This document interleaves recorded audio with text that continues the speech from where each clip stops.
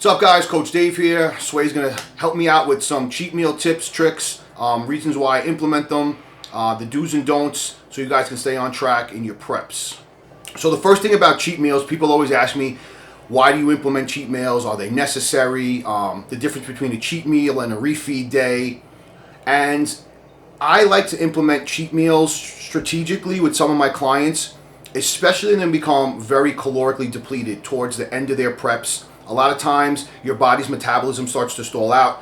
For all those who know, I'm a very low carb, high fat, or moderate fat, high protein kind of person when it comes to my preps. And your metabolism will tend to slow down the more you pull carbs away. Carbs and insulin are necessary sometimes to convert T4 to T3. That's your active form of thyroid hormone. And when insulin is really, really low for long periods of time, that conversion starts to slow down and your metabolism and metabolic rate slow down and follow suit. So implementing a cheat meal, nothing off the rails. I like a, solid meal that's going to give you good macro counts, high carbs, good amount of fat, high protein. So I'll spike that metabolism, help convert that T4 to T3, and allow your metabolic rate to increase and not stay suppressed for too long. When it comes to refeed meals versus a cheat meal, those are more strategically planned out. That's when I give you specific carb sources, specific protein sources, specific fat sources in order to increase metabolic rate, but not have you go off in such a caloric surplus that it could detriment to your prep.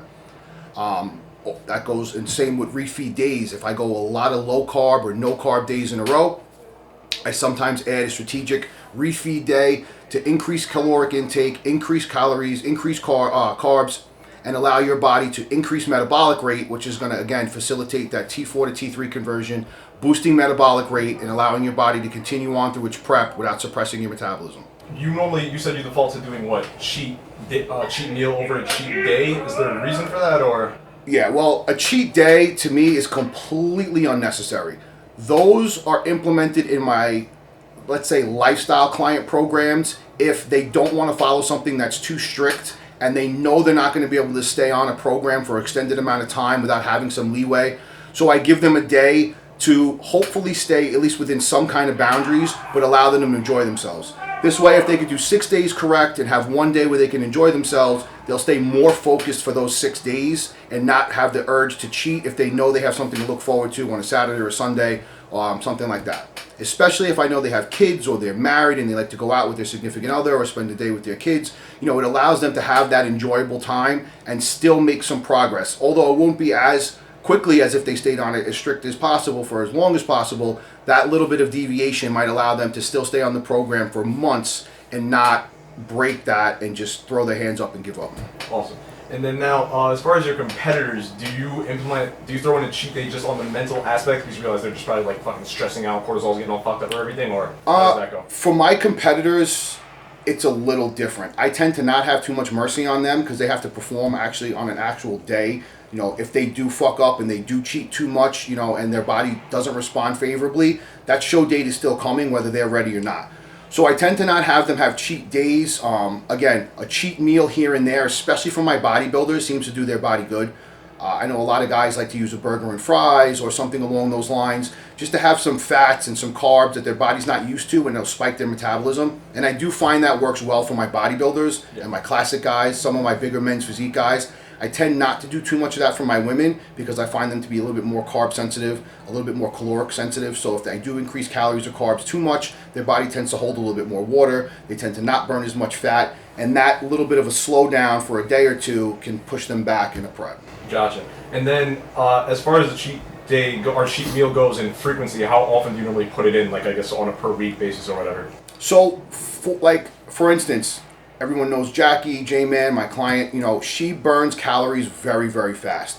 So there are times when I'll have her do 1 to 2 cheat meals a week just to keep her metabolic rate up. She's an anomaly as far as my females go. Most of the time, it'll be on an as-needed basis. When we do check-ins, if I feel like they're looking a little flat or I feel like they're not looking the way I want them to look or they're not able to train the way I want them to train, I might add like a refeed meal or a refeed day to see how their body responds. Also, a lot of times when I want to spike metabolism right before I really deplete carbs or pull them out completely. I'll give them 1 or 2 refeed days in a row to really spike up insulin, spike metabolic rate, and then pull carbs out completely and hope that that metabolic spike will continue to translate into the next few days and burn a tremendous amount of body fat leading up to the show. Okay, so then besides Jackie as the anomaly, like what do you do for John, let's say, because I feel like he's closer to what a normal human functions like. Right. John's another one though. I'll give him credit. You know, his metabolism works very, very fast, and he's someone that he's a smaller framed guy, so keeping him full is important. So if I start to see him being a little depleted, or he starts to tell me that he's not really hungry anymore, he feels like his body's getting a little sluggish and he's slowing down, I feel like his metabolism might be a little suppressed, and I'll give him a big cheat meal. That usually does the trick. The day after the cheat meal, you know, he might be a little up in weight, but by the day after that, he's usually down a pound or 2, feeling better, training at a higher level. And then again, in 6 or 7 days, his metabolism may start to slow down again, and I might have to put something in there to strategically spike it up. Gotcha. All right, so basically then the cheat meals at least are on like a per basis. It's just like the person gives you feedback, and then whatever. Which I guess the only times I'll actually include a cheat meal in someone's program is, like I said, if they're a nutrition client that they're not competing and they just want to live a healthy lifestyle. And I know for a fact that, listen, these people aren't getting on stage. They don't really care if they have a 6-pack. They just want to feel healthy, look healthy, enjoy life. I usually put a cheat meal in for them because, again, it gives them something to look forward to at the end of the week on a Friday or a Saturday night. They get to do something with their significant other and not have to bring their food or miss out on an occasion. And they can plan those cheat meals around those different occasions that they have, whether it's a wedding or a birthday or whatever it is. So that seems to be something good for their mental aspect that, again, might not give them the best physical results, but at least it'll keep them on the program and not giving up and feeling helpless when it comes to, you know, nutrition and dieting. Yeah. Oh, what you got in that cup over there? Of course I'm always drinking my confined. In between meals all day. With the refeeds, do you... So I know the cheat meals are more so on like a per whatever basis. Now with the refeeds, do you... Because I know some coaches will do it where they structure it where, let's say the person's legs are their weak point, they'll do the refeed like before the leg day. Do you do shit like that also, or? Definitely. So, again, I try to get as much information from my clients as possible. If someone trains earlier in the morning, I would, let's say on the leg day, and that's a weaker body part, or I know they're going to be pushing hard, I'll give them a refeed day the day before. Okay. If I know someone's training in the afternoon, let's say 4 or 5 o'clock at the end of the day, or, you know, evening time, I'll give them a refeed day that day. Because you want the carbs to be utilized, digested, pushed into the muscle for glycogen, and then able to be, you know, consumed while you're training. A lot of times, people make the mistake of eating too much after they train, and that will replenish some muscle glycogen, but the amount of food they usually eat is too much for the exercises that they've done, and that's when you kind of run the risk of storing some body fat. Gotcha. I do say, though, a lot of my women, especially a girl I have training right now, you know, she has an amazing set of legs. She wants to do wellness, so I have her training legs twice a week, 1 quad and glute focus day, 1 hamstring and glute focus day, and I have her higher carb days on those days. So she could push through the workouts, train, and recover. She trains pretty much midday-ish, so she gets 2 or 3 good carb meals in before she trains, and then 1 or 2 good carb meals after she's done. And that seems to give her the drive to train through the legs and then to recover and replenish glycogen when she's done. Ooh, when... Because I know, at least with Jackie, there's a certain point in the prep where you stopped having cheat days. I mean, cheat meals for her. So, like, at what point do you, like, literally where you're just like, yo, we can't put those shits in anymore?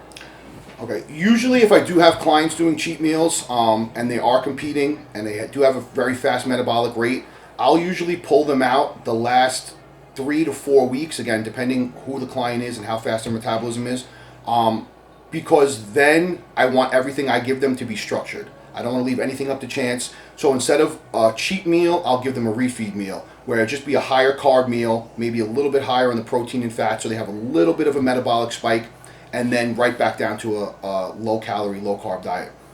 Those little spikes, again, just help boost metabolism, because you have to remember, when someone's been prepping for 20 weeks or 16 weeks, your body becomes very adapted to that nutrition program, and as you start to pull things away, the body's naturally going to slow down its metabolism to keep up with that lower caloric intake. The less amount of fuel you put in there, the less your body's going to want to perform. So in order to trick it into thinking that it's not dieting and keep it performing at a high level, we keep the calories as low as possible for as long as we can, and then when the body starts to catch up to what we're doing, we trick it, we spike them, and bring it back down after that. And that works pretty well for everyone. I do have my stubborn cases that just, no matter what we do, they seem to be a little bit, behind when it comes to their metabolic rate. But that seems to stimulate metabolism for pretty much everyone. And then, like I said, once we get closer to the show, I really structure how I do the cheat meals or the refeed meals, because I want to micromanage everything that goes into their system. I hope you guys found this useful as far as refeeds, cheats, how to implement them, why we implement them as coaches. They're not just haphazard things that we throw in there because we feel like it. They do have a purpose, and if used strategically, they can benefit anyone's physique, whether you're a competitor or just a regular lifestyle client. It's Coach Dave with Condemned Labs. Always drinking when confined, and I'll see you guys in the next video.